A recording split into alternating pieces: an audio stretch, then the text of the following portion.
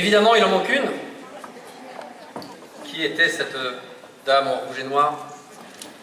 J'aimerais une superbe ovation et je vous dirai après pourquoi elle la mérite. Pour Danielle Valero.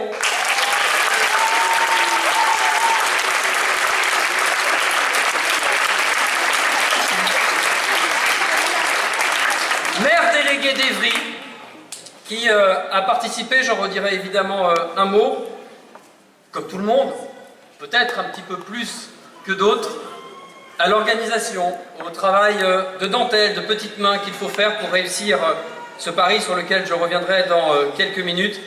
Ces derniers mois, ces dernières semaines et puis surtout ces derniers jours, on pourrait se dire qu'un mandat de maire délégué c'est un petit peu symbolique, c'est juste pour faire plaisir, genre un peu bâton de maréchal. Pas du tout, pas du tout. C'est un rôle que nous voulons cette année éminemment important de coordination d'une équipe très large et donc du fond du cœur pour son engagement, pour les tripes qu'elle met dans ce job d'élu. J'y reviendrai dans un instant, mais ça demande du temps, beaucoup de sacrifices, ma chère Danielle, et pour toutes les raisons personnelles qui peuvent nous lier, qui nous ont parfois permis de nous opposer pendant des années. Je suis très fier. Encore une fois, des applaudissements pour Danielle. Merci.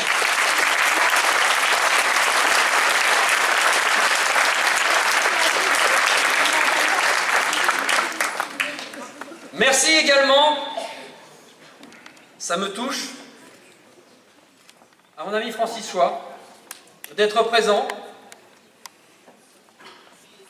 d'être dans une posture qui, pour moi, pour le coup, lui va à ravir, celle de parlementaire.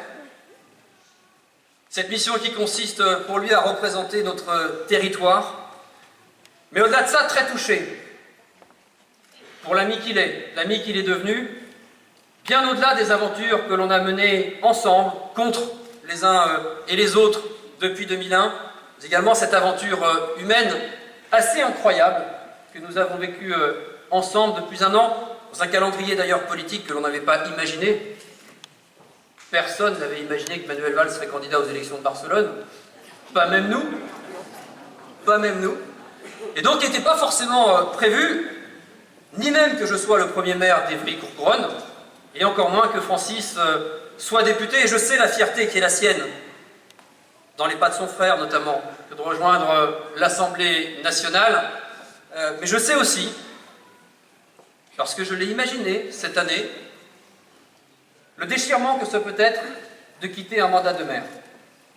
Francis est là, à nos côtés. Il va être conseiller municipal délégué. Ça pourrait paraître peu important, mais le cumul des mandats étant ce qu'il est, nous n'avons pas le choix. Chargé des relations avec le Parlement, et dans le cadre de tous les projets dont on va parler ce soir, croyez-moi, c'est un mandat éminemment important, et je suis très fier que nous puissions avoir à nos côtés quelqu'un qui a eu ce parcours, qui n'a commencé, il le rappelait ce matin, à être élu ici, sur ce territoire, qu'à 52 ans, après une brillante carrière, notamment technique, au cœur de nos collectivités, dans l'enseignement, même, on a ce point commun, dans le journalisme.